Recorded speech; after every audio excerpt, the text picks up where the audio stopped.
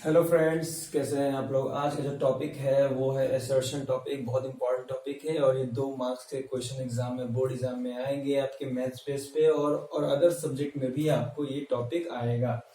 देखिए, आज का जो टॉपिक है वो असर्शन है। इसमें क्या होता है कि आपको कुछ स्टेटमेंट क्वेश्चंस दिया रहेगा और उसके कुछ रीजंस दिए रहेंगे और आपको ये चेक करना है कि जो रीजन दिया गया है क्या वो आपके स्टेटमेंट में वो सही है या गलत है, उसे देखना है।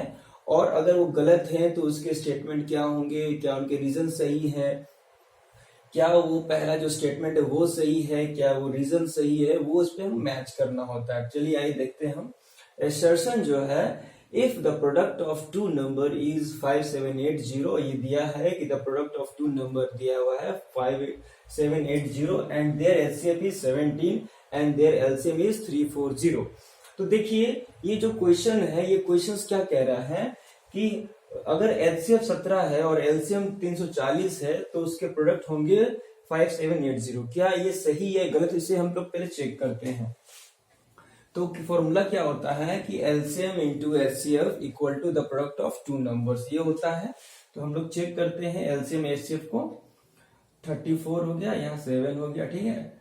तो आपका हो गया 28, 2 हाथ में 21 और प्लस 4, 25 2 27, 27 का 2, 3 2 5 और इधर 0। इसका मतलब जो हमारा आपका the product of two number है वो एलसीएम और एचसीएफ के गुना के बराबर है। इसका मतलब ये हमारा जो असर्शन है ये बिल्कुल सही है।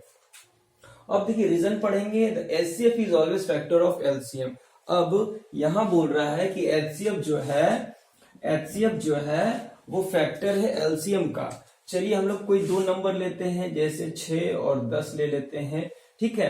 तो 6 का हम लोग निकालते हैं 2 इंटू 3 और 10 का हो जाएगा 2 इंटू 5, ठीक है। तो इसका हम एलसीएफ निकालेंगे तो क्या हो जाएगा बाबू, 2 हो जाएगा, है ना। अब इसका एलसीएम निकालेंगे 6 और 10 का, 2 से 3, 2 से 5, है ना।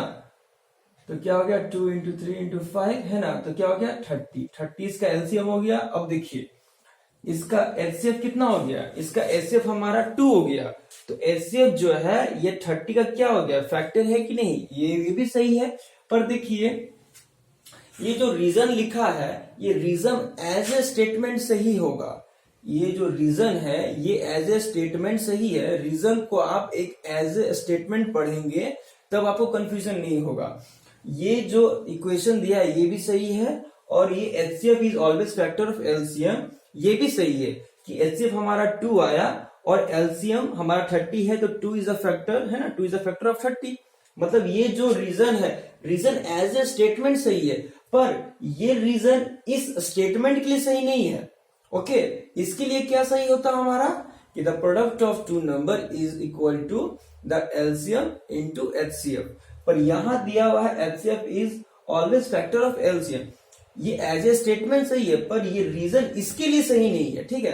तो देखिए ऑप्शन में हम लोग देखेंगे, both assertion A and reason are the true and the reason is the correct, ये एक्सप्लेनेशन ऑफ असर्शन ए।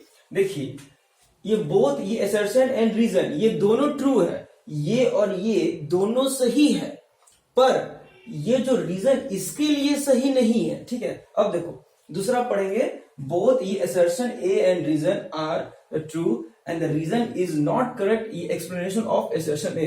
इसका मतलब जो ऑप्शन मेरा बी है ये करेक्ट हो जाएगा। देखिए अगर ऐसे वाले सवाल में आप क्या सोचेंगे कि आप रीजन को रीजन ना समझ के उसे आप एक स्टेटमेंट समझिए और उससे पहले सॉल्व करो, देखो कि ये सही है गलत है। अगर सही तो ठीक है, वेल एंड गुड है, कोई दिक्कत नहीं है। अब देखो कि जो ये रीजन है क्या ये इसके लिए सेटिस्फाई है या नहीं है। अगर इसके लिए सेटिस्फाई है तो ऑप्शन ए, अगर इसके लिए सेटिस्फाई नहीं होगा तो ऑप्शन नंबर बी होगा। ओके, अगर